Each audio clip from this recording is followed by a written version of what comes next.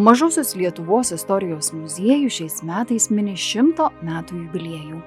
Būtent 1924 metais buvo įkurta Klaipėdos krašto muziejaus draugija, kuri ir ėmėsi misijos – įprasminti šio unikalaus krašto istoriją ir kultūros paveldą bei įsteigti muziejų.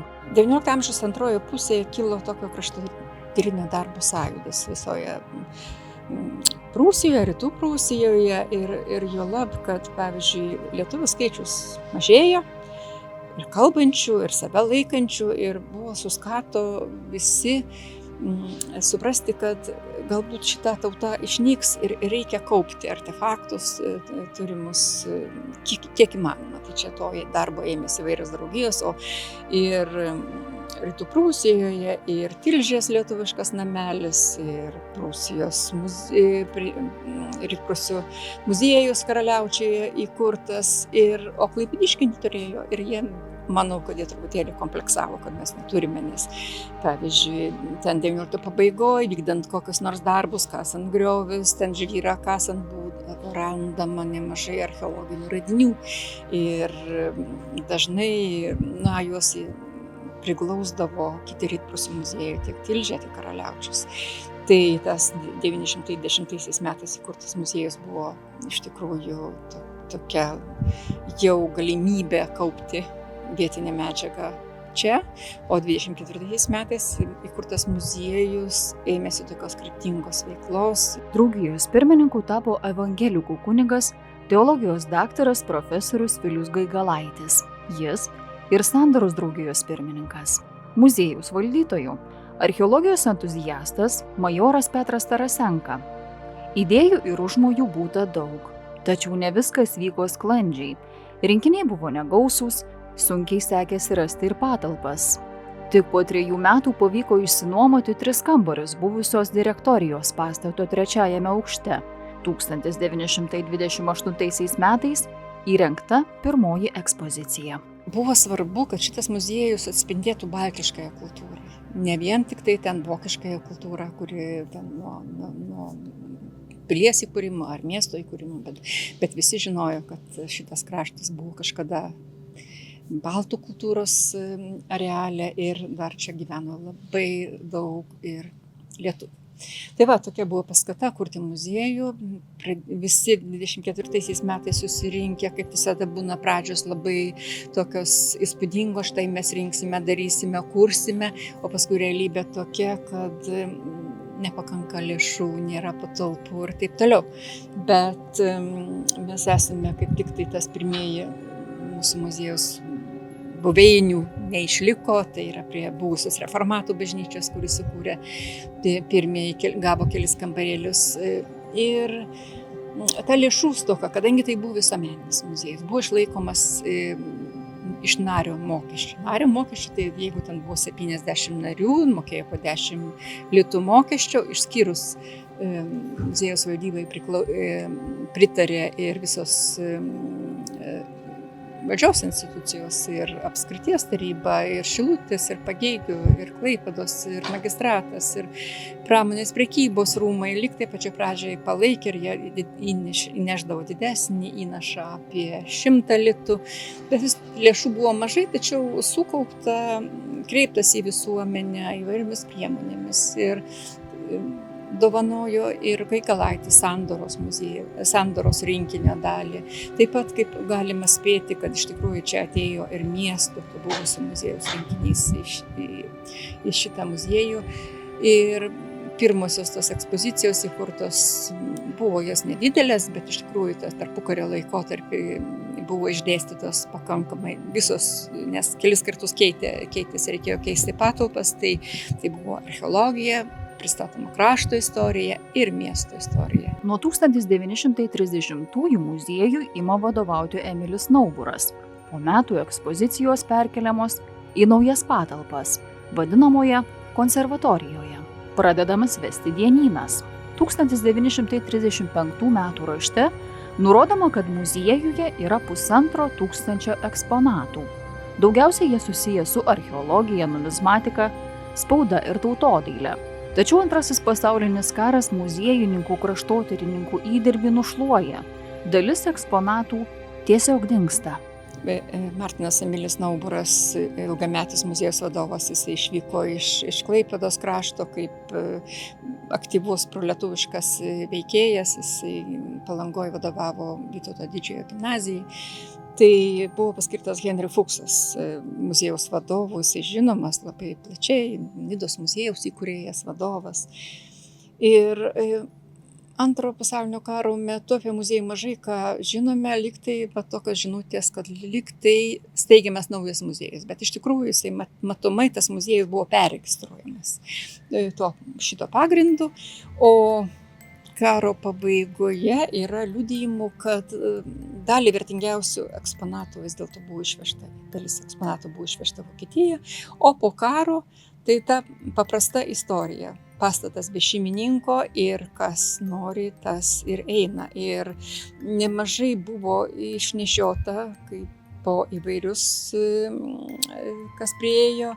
Dalis laimiai pateko į Kretingos muziejų, kažkas buvo protingas ir išvežė ten. Ir dar tokia palanki aplinkybė 45 metų jau pavasarį čia Mokslo akademija įkuria tokį skyrių, kuri renka krašto įspūdingus, krašto senas knygas, eksponatus ir visa kita.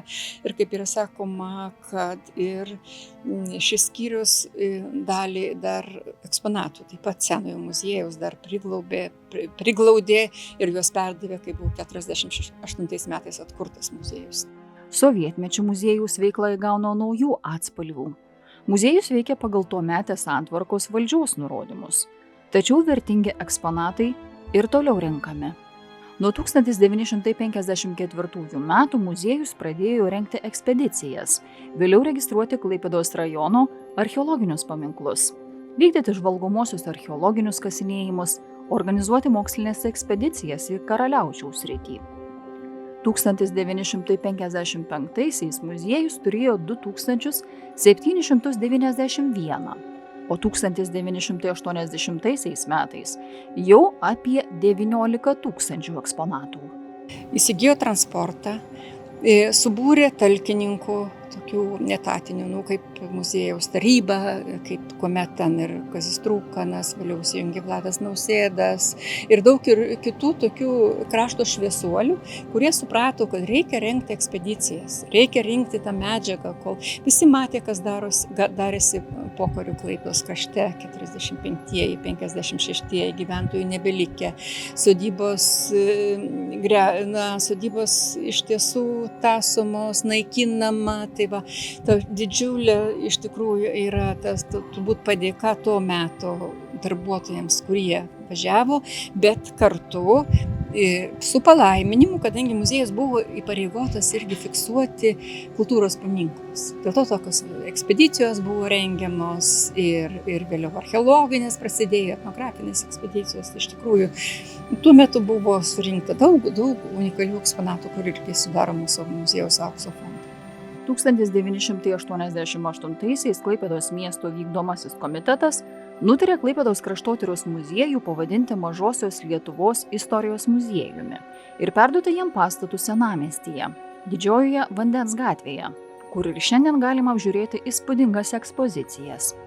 Šiandien muziejaus perlas sukurtos ekspozicinės erdvės Klaipėdos piliavietėje.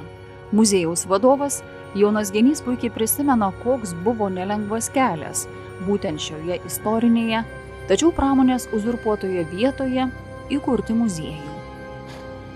Piliavietės muziejaus kūrimasis nebuvo toks lengvas, kaip galbūt dabar galima pamanyti, kada tu lankaisi ir, sakykime, žiūri ekspozicijas ir panašiai. Visa tai prasidėjo tokioj aršioj kovoj su gamykla. Tai buvo Banagojo laivų remonto įmonė. Jų norai buvo labai aiškus, kiek galint turėti daugiau teritorijos ir panašiai. Ir ta teritorija iš tikrųjų buvo visa okupuota sandėliais ir taip toliau. Ta visa pramonė tiesiog akis badė. Ir štai prasidėjo 68 metai, kada pirmą kartą archeologai prakasė pirmuosius šurfus ir nustatė, kad pilies liekanos po žeme tebėra išlikusios ir kad šita vieta pretenduoja tapti ne šiaip gamyklos teritorija, kokia ji buvo, bet kultūros objektų. Na ir po to sekė keli dešimtmečiai darbų, kuriuos dabar turbūt vėlgi nieks nebeatsimena, kad prasidėjo dideli archeologiniai tyrinėjimai 94 metais, kad daug buvo kalbama apie šitos teritorijos transformaciją visai į kitas paskirtis. Reikėjo nugriauti apie 20 pastatų, buvo išleista pakankamai daug pinigų. Ir štai tada jau po šito sanavimo, po šitų politinių diskusijų buvo galimybė kurti muziejų. Visada įdomu yra kurti muziejų tuščioj vietoj. Tada tu nesi lyg ir prie kažkokios tradicijos pririštas. Antra, muziejus bet kuriuo atveju keičiasi. Tai, ką darai prieš 30 metų, tikrai nebetinka tos idėjos, tos koncepcijos, kurias darai dabar. Tai štai Pilies muziejui mes galėjome eksperimentuoti. Ir tas eksperimentavimas jau buvo pagristas šiek tiek kitą realybę. Tai yra, pamatėme tikrai ne vieną rimtą užsienio muziejų. Labai gražus, labai modernus muziejai tuo metu buvo kuriami Stokholme, Švedijoje. Švedai tokie, lyg ir mano supratimu, neturinti kupros, kažkokios istorinės kupros ant pečių ir jie pakankamai laisvai darė, labai įdomiai atrado edukacinį muziejų ir jeigu kalbėti apie Švedijos viduramžių muziejų prie jų parlamento, tai yra tiesiog vienais metais buvo nominuotas geriausių muziejų Europoje.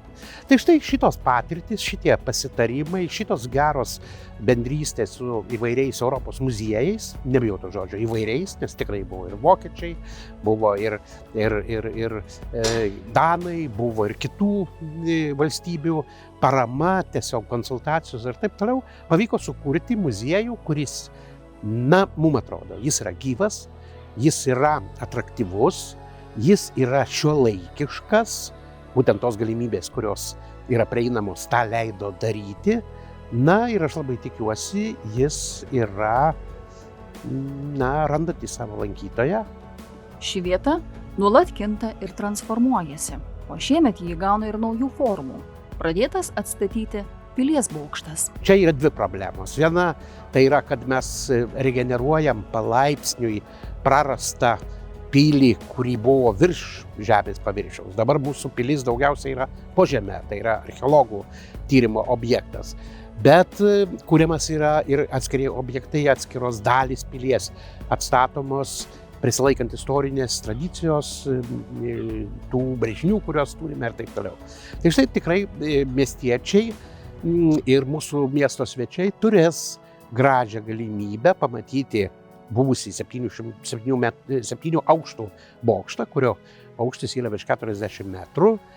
Ir iš tikrųjų vidinė erdvė, kuri yra sukurta architektės Stripinės vadovaujamos komandos, Stripinienės vadovaujamos komandos, yra iš tikrųjų iššūkis naujas muziejininkam, kultūros žmonėm, kaip tą erdvę suvaldyti. Aš dabar tiesiog nebekalbėsiu detaliau, tiesiog palikime intrigą, kas ten bus.